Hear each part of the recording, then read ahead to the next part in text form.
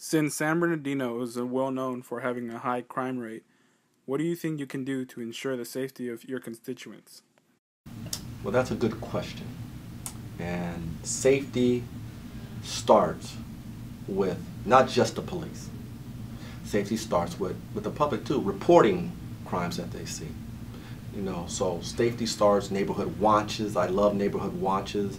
Neighborhood watch, policing your own community in the neighborhood watch, knowing when something's not right in your own neighborhood. That's important. And it's not just, the retired person peeking out the window. It's young people, because young people notice more things are going on in the neighborhood than anybody. They know. So they need to engage. They need to step up. Young people need to step up on that particular issue too.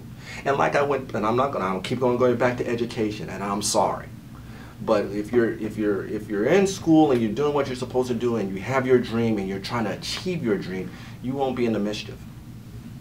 You won't be in the mischief because you're trying to achieve your dream. That's important. How I would try to reduce crime reduction is I would go back to an old motto, is community-oriented policing. They called it COP. And that's where the cops used to walk around and ride bicycles, and they get to know their RD, their reporting district, whatever they are. Instead of driving around everywhere, they may ride on a bicycle. And you get to know people, and you all see more, and you engage more. Community-oriented policing, that's a good one.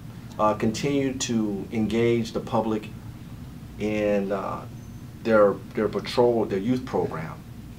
When the youth come in and they supplement during parades, young kids, youngers, they get to supplement during parades and stuff like that. When people engaged in that, they see law enforcement in a different light. They see law enforcement and they find out that, hey, you know what? They put on their trousers one leg at a time just like everybody else. One leg at a time just like everybody else. We need to assist our department a little more because they're undermanned right now. I mean, everybody doesn't like the police, but they serve a necessary function. They protect us. But right now, our department in the city is undermanned. They need more resources to respond. That's one phase. We can write grants to the federal government to help employ more programs. When I mean more programs, I mean art programs. I mean to help the homeless. There's one guy that right now that wants to help the homeless because people call them a nuisance. Well, there's a guy out there that wants to have a transition home. But the city won't even give him one of the many buildings that are vacant so he can employ the transition home. I mean, sometimes I think we cut off our nose to spite our face when we see good programs out there. Now, if he's going to help the homeless, which everybody calls a nuisance, I'm with him on that particular issue. Let's give them a building. Let him employ his resources to help the homeless. And then that's one phase that people are disgruntled about, that causes crime sometimes, that will go down if we continue to engage our youth in school to get them from doing the gang thing.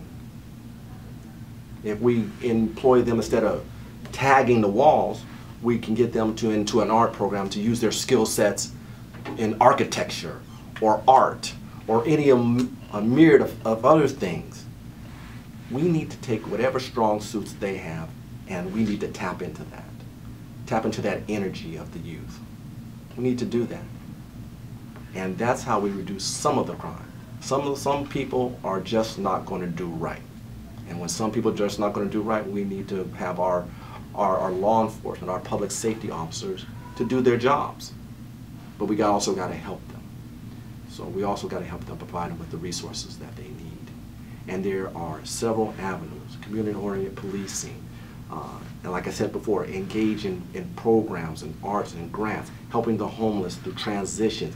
I mean, I was the commander of the American Legion, and one of my programs was that I always help homeless veterans. We have a high population of homeless veterans. We need to get those guys and women who have served our country and get them into transition and the help that they need. I did it as commander, and if I did it as commander with very few funds, I know other people can do it that has greater funds than we did at the American Legion at Post 14. I know it can be done. We just have to pull together as a community, set our priorities, get a sustainability plan together, and carry it out. Plan your work, work your plan.